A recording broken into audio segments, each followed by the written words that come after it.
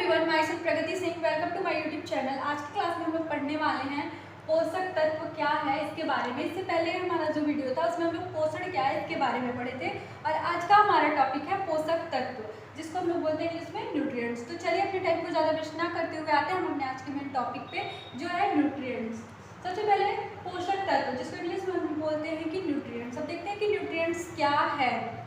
अगर हम लोग पोषक तत्व की बात करें तो हम जो भी भोजन लेते हैं वो एक जटिल रासायनिक पदार्थ होता है जो हमारे शरीर में जाकर हमारे शरीर की वृद्धि करता है, विकास करता है, टूटे फूटे ऊतकों की मरम्मत करता है, साथ ही हमारे शरीर को स्वस्थ बनाए रखने के लिए बहुत ही ज़्यादा ज़रूरी होता है। इसे ही हम लोग पोषक तत्व कहते हैं। जो भी हम लोग डाइट लेते हैं, जब उसका पोषण हो जाता है तो जो ये न्यूट्रिएंट्स होते हैं वो सारे हमारे शरीर को मिल जाते हैं और वो सारे न्यूट्रिएंट्स अपना काम करना शुरू कर देते हैं।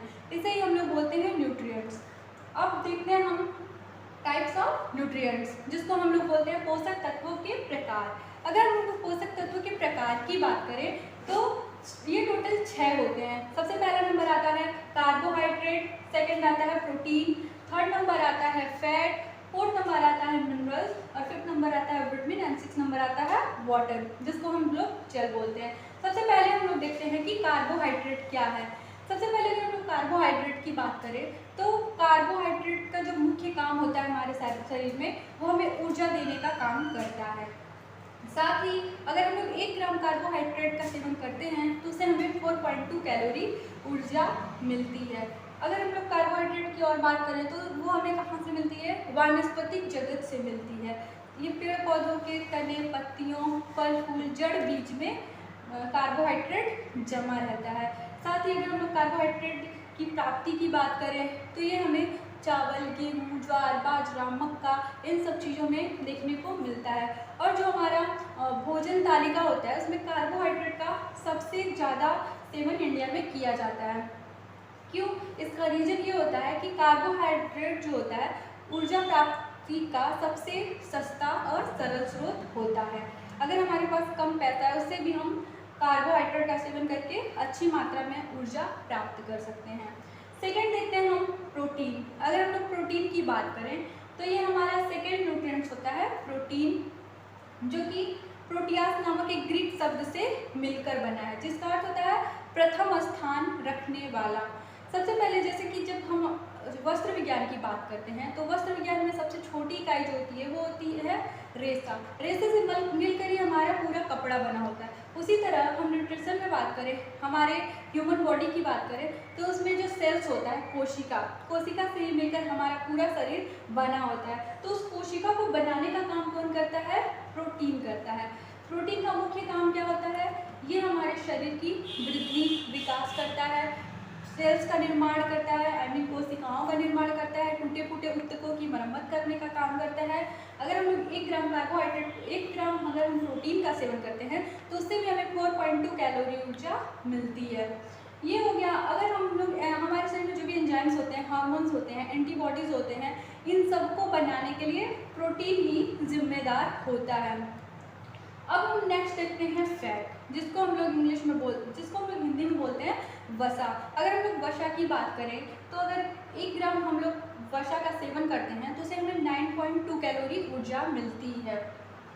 साथ ही अगर ये इसके काम की बात की जाए तो ये हमारे शरीर के कोमल अंग जैसे कि हमारा हार्ट हो गया, हमारा लीवर हो गया, ब्रेन हो गया, इन सबको प्रोटेक्शन देने का काम करता है, सुरक्षा देने का काम करता है। अगर हम फैट के रासायनिक नाम की बात करें तो ट्राइग्लिसराइड होता है। फैट का जो रासायनिक नाम होता है वो होता है ट्राइग्लिसराइड।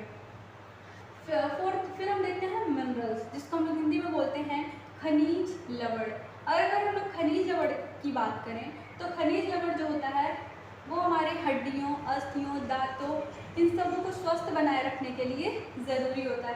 साथ ही हमारे ब्लड बनने में भी इसका रोल होता है, बहुत ही बड़ी भूमिका होती है। अगर हम मिनरल की बात करें तो इसमें 2 होते हैं, एक होता है मेजर मिनरल और दूसरा होता है ट्रेस।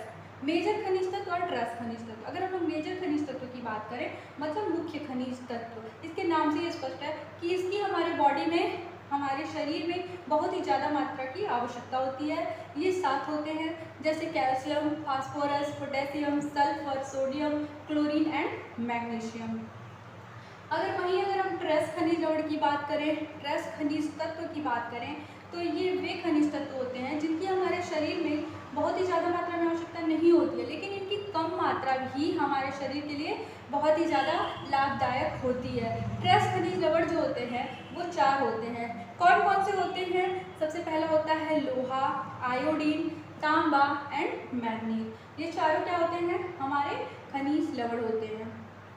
फिर हम बात करते हैं विटामिन की। अगर विटामिन की बात की जाए तो विटामिन हमारा क्या होता है? विटामिन हमें ऊर्जा देने का काम नहीं करता है, ये हमारे शरीर में रोग प्रतिरोधक क्षमता को बनाए रखने के लिए ज़रूरी होता है। रोग प्रतिरोधक क्षमता मतलब कि बाहरी जो भी तत्व आते हैं, जैसे जो भी जीवाणु, विषाणु, वायरस, जो भी बैक्टीरिया वगैरह आता है जो हमारे शरीर को बीमार करता है, उससे क्या करता है? विटामिन जो होता है फाइट करता है और हमारे शरीर को बीमारियों से बचाने का काम करता है। साथ ही अगर हम बात करें वाटर की, तो वाटर क्या होता है? ये सबसे पहले तो हम जो भी न्यूट्रिएंट्स लेते हैं वो हमारे ब्लड में मिल करके और हमारे सारे सेल्स तक पहुंचता है। उसके बाद जो कोशिकाएं होती हैं हमें एनर्जी देने का काम करती हैं। लेकिन अगर वाटर ही नहीं रहेगा तो फिर जो ब्लड हमारा होता है वाटर से ही मिलकर बना होता है, लेकिन अगर ब्लड नहीं रहेगा तो जब वाटर नहीं रहेगा तो ब्लड हमारा क्या होगा? एक थक्के के रूप में जम जाएगा, जिससे कि कोई भी न्यूट्रिएंट्स या कोई भी पोषक तत्व तो हमारे शरीर को नहीं मिल पाएगा। तो एक परिवहन के लिए वाटर क्या होता है? बहुत ही ज़्यादा जरूरी होता है। तो ये थे हमारे 6 न्यूट्रिएंट, जो सबसे पहले carbohydrate, protein, fat, minerals, vitamin and water. Carbohydrate क्या कर रहा था? हमारे शरीर में मुख्य काम क्या था इसका? ऊर्जा देने का काम था। प्रोटीन क्या कर रहा है? शरीर की वृद्धि एंड विकास का काम कर रहा है। वहीं अगर फैट की बात करें तो ये भी हमारे शरीर को ऊर्जा देने का काम कर रहा है। साथ ही मिनरल्स की बात की जाए तो ये हमारे अस्थियों, हड्डियों, दांतों के अच्छे निर्माण के लिए बहुत ही ज़्यादा जरूरी है। वहीं अगर हम लोग विटामिन की बात करें तो ये रोग प्रतिरोधक क्षमता को बनाए रखने के लिए बहुत ही ज़्यादा जरूरी है। वाटर की बात करें तो ये ब्लड, कोई भी पोषक तत्व हमारे ब्लड में मिलकर हमारे शरीर में सही ढंग से पहुंच पाए, जिससे हमारा शरीर सही ढंग से काम कर सके। इसके लिए वाटर क्या होता है? बहुत ही ज़्यादा महत्वपूर्ण भूमिका निभाता है।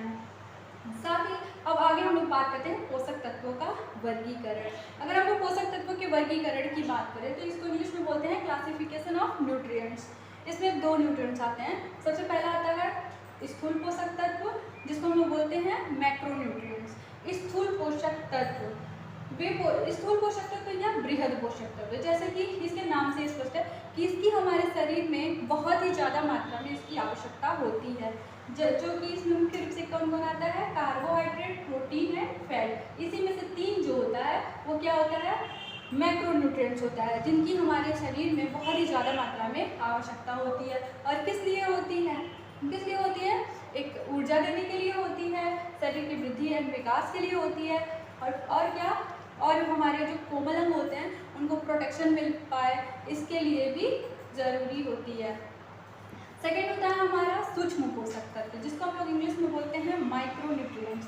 माइक्रोन्यूट्रिएंट मतलब इनकी हमारे शरीर में क्या होती है? कम मात्रा में आवश्यकता होती है, लेकिन इनकी कम मात्रा होने का मतलब ये बिल्कुल भी नहीं है कि इसका अगर हम लोग अपने भोजन में ना शामिल करें तो भी काम चल जाएगा, ऐसा नहीं है। इसकी कम मात्रा भी हमारे शरीर के लिए बहुत ही ज़्यादा उपयोगी है। अगर हम लोग इसका डाइट में नहीं लेते हैं तो इसके क्या होते हैं? इसके घातक परिणाम देखने को मिल सकते हैं। जैसे खनिज लवण जो है इसमें 3 आते हैं, खनिज लवण, विटामिन एंड जल। खनिज लवण क्या करता है?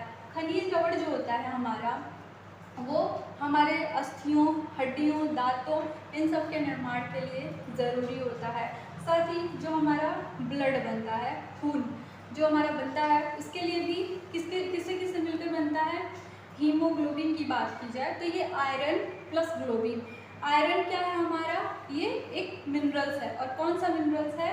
लोहा जो होता है वो ट्रेस खनिज लवण है। और ग्लोबिन को क्या कहेंगे? ग्लोबिन मतलब प्रोटीन, मतलब जब हमारा ट्रेस खनिज लवण जो है आयरन और प्रोटीन, ग्लोबिन प्रोटीन, जब ये दोनों मिल रहे हैं तब जाके हीमोग्लोबिन बन रहा है। और हीमोग्लोबिन क्या होता है, हमारे ब्लड के लिए, ब्लड के लाल होने के लिए जिम्मेदार होता है। तो ये किससे होता है, खनिज लवण से ही होता है।